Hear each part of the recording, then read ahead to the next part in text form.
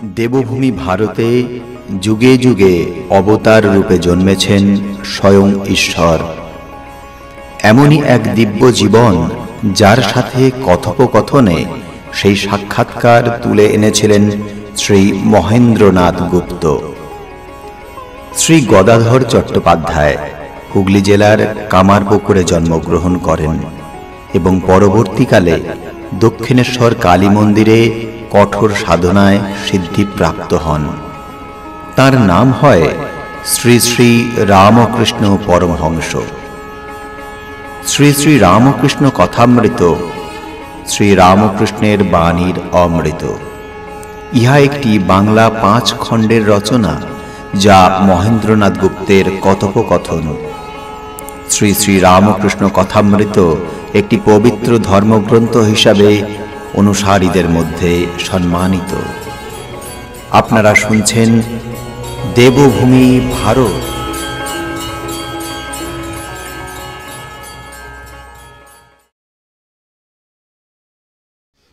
পঞ্চদশ অধ্যায়, তৃতীয় পরিচ্ছেদ। শ্রী রামকৃষ্ণ ঈশানকে বলিতেছেন, তুমি কিছু বলো না, এ ডাক্তার অবতার মানছে না। ঈশান বলিলেন, আজ্ঞা, কি আর বিচার করব, বিচার আর ভালো লাগে না। শ্রী রামকৃষ্ণ বিরক্ত হইয়া বলিলেন, কেন সঙ্গত কথা বলবে না? ঈশান ডাক্তারকে বলিলেন, অহংকারের দরুন আমাদের বিশ্বাস কম। কাকভূষণ্ডী রামচন্দ্রকে প্রথম অবতার বলে মানেন নাই। শেষে যখন চন্দ্রলোক দেবলোক কৈলাস ভ্রমণ করে দেখলে যে রামের হাত থেকে কোনো রূপেই নিস্তার নাই, তখন নিজে ধরা দিলে রামের শরণাগত হল। রাম তখন তাকে ধরে মুখের ভিতর নিয়ে গিলে ফেললেন। ভূষণ্ডী তখন দেখে যে সে তার গাছে বসে রয়েছে।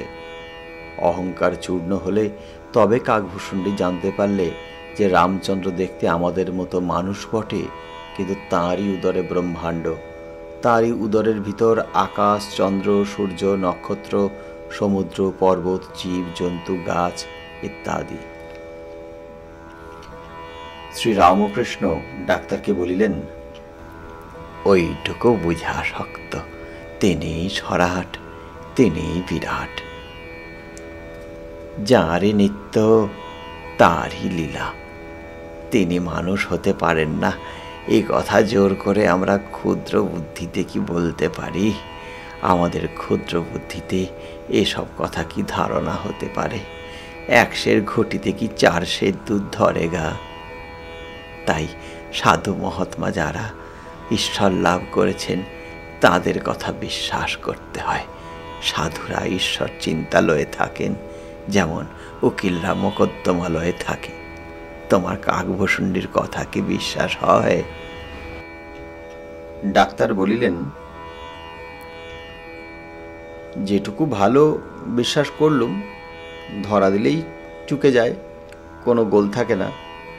কিন্তু রামকে অবতার বলি কেমন করে?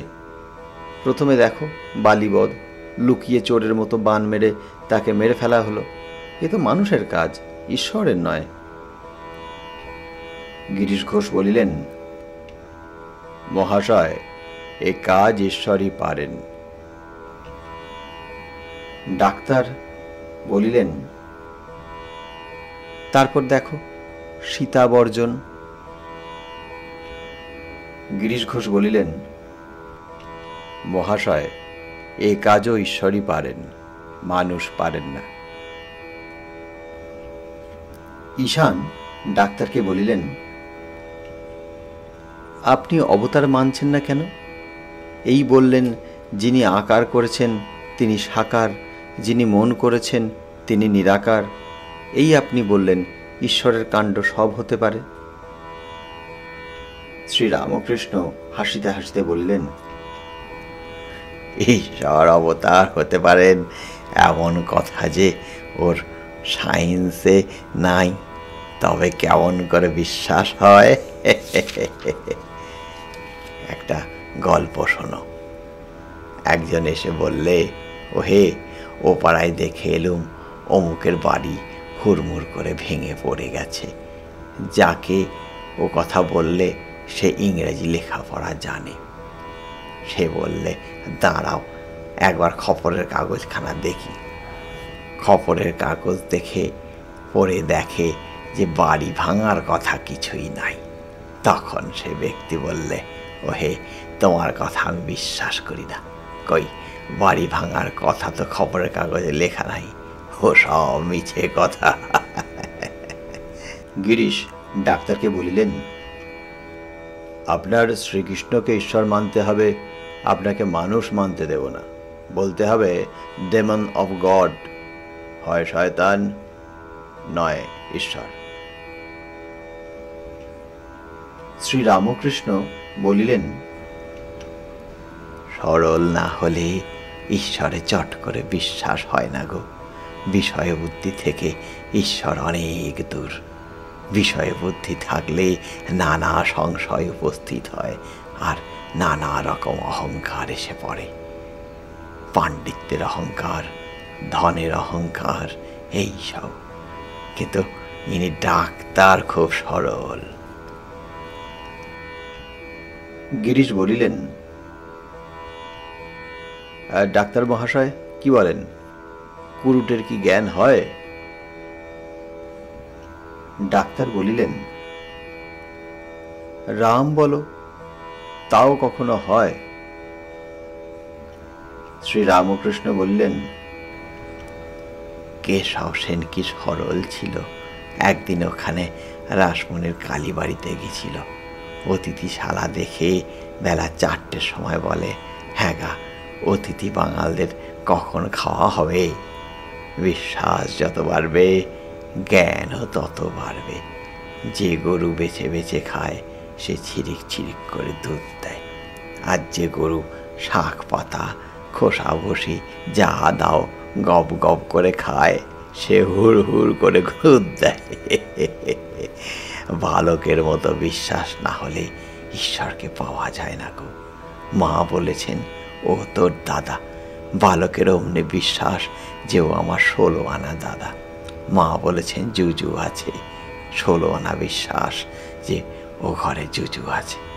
এইরূপ বালকের ন্যায় বিশ্বাস দেখলে ঈশ্বরের দয়া হয়। সংসার বুদ্ধিতে ঈশ্বরকে পাওয়া যায় না গো। সংসার বুদ্ধিতে ঈশ্বরকে পাওয়া যায় না। ডাক্তার ভক্তদের প্রতি বলিলেন, গরুর কিন্তু যা তা খেয়ে খুব দুধ হওয়া ভালো নয়। আমার একটা গরুতে ওই রকম যা তা খেতে দিত, শেষে আমার ভারী ব্যারাম। তখন ভাবলুম এর কারণ কি। অনেক অনুসন্ধান করে টের পেলুম খুদ ও আরও কি কি খেয়েছিল। তখন মহা মুশকিল, লখনৌ যেতে হলো। শেষে 12,000 টাকা খরচা। তবে কিসে কি হয় বলা যায় না। পাকপাড়ার বাবুদের বাড়িতে 7 মাসের মেয়ের অসুখ করেছিল, ঘুংড়ি কাশি, মানে ওই হুপিং কফ। আমি দেখতে গেছিলাম, কিছুতেই অসুখের কারণ ঠিক করতে পারে নাই। শেষে জানতে পারলুম গাধা ভিজেছিল। যে গাধার দুধ সে মেয়েটি খেত। শ্রীরামকৃষ্ণ বলিলেন, কি বলে গো, তেঁতুল তলায় আমার গাড়ি গেছিল, তাই আমার অম্বল হয়েছে। ডাক্তার হাসিতে হাসিতে বলিলেন, জাহাজের ক্যাপ্টেনের বড় মাথা ধরেছিল। তার ডাক্তারেরা পরামর্শ করে জাহাজের গায়ে বেলেস্তারা লাগিয়ে দিলে। শ্রীরামকৃষ্ণ ডাক্তারকে বলিলেন, সাধু সঙ্গ সর্বদাই দরকার। রোগ লেগেই আছে, সাধুরা যা বলেন সেইরূপ করতে হয়। শুধু শুনলে কি হবে? ঔষধ খেতে হবে, আবার আহারের কন্টেনা করতে হবে। পথ্যের দরকার। ডাক্তার বলিলেন, পথ্যতেই সারে। শ্রীরামকৃষ্ণ বলিলেন, বৈদ্য 3 প্রকার, উত্তম বৈদ্য, মধ্যম বৈদ্য, অধম বৈদ্য। যে বৈদ্য এসে নাড়ি টিপে ওষুধ খেয়েও এই কথা বলে চলে যায় সে অধম বৈদ্য। রোগী খেলে কি না এ খবর সে লয় না। আর যে বৈদ্য রোগীকে ওষুধ খেতে অনেক করে বুঝায়, যে মিষ্ট কথাতে বলে ওহে, ঔষধ না খেলে কেমন করে ভালো হয়? লক্ষ্মীটি খাও, আমি নিজে ওষুধ মেরে দিচ্ছি, খাও। সে মধ্যম বৈদ্য। আর যে বৈদ্য রোগী কোনো মতে খেলো না দেখে বুকে হাঁটু দিয়ে জোর করে ওষুধ খাইয়ে দেয়, সে উত্তম বৈদ্য। ডাক্তার বলিলেন, আবার এমন ঔষধ আছে যাতে বুকে হাঁটু দিতে হয় না, যেমন হোমিওপ্যাথিক। শ্রীরামকৃষ্ণ বলিলেন, উত্তম বৈদ্য বুকে হাঁটু দিলে কোনো ভয় নাই। বৈদ্যের মতো আচার্য 3 প্রকার, যিনি ধর্ম উপদেশ দিয়ে শিষ্যদের আর কোনো খবর লন না, তিনি মধ্যম আচার্য। যিনি শিষ্যদের মঙ্গলের জন্য তাদের বারবার বুঝান, যাতে উপদেশগুলি ধারণা করতে পারে, অনেক অনুনয় বিনয় করেন, ভালোবাসা দেখান, তিনি মধ্যম আচার্য। আর যখন শিষ্যেরা কোনো মতে শুনছে না দেখে কোনো আচার্য জোর পর্যন্ত করেন, তাকে বলি উত্তম আচার্য। বুঝলে?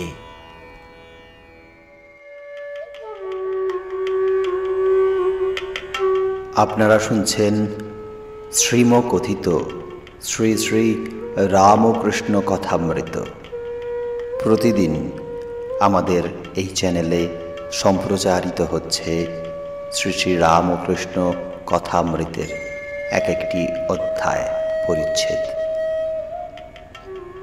আমাদের চ্যানেলটি থেকে শ্রী শ্রী রামকৃষ্ণ কথামৃত শোনার জন্য এই চ্যানেলটিকে লাইক এবং সাবস্ক্রাইব করে রাখুন এবং বেল আইকনে ক্লিক দিয়ে রাখুন, যাতে প্রতিদিন সময় মতন এটি আপনি শুনতে পান।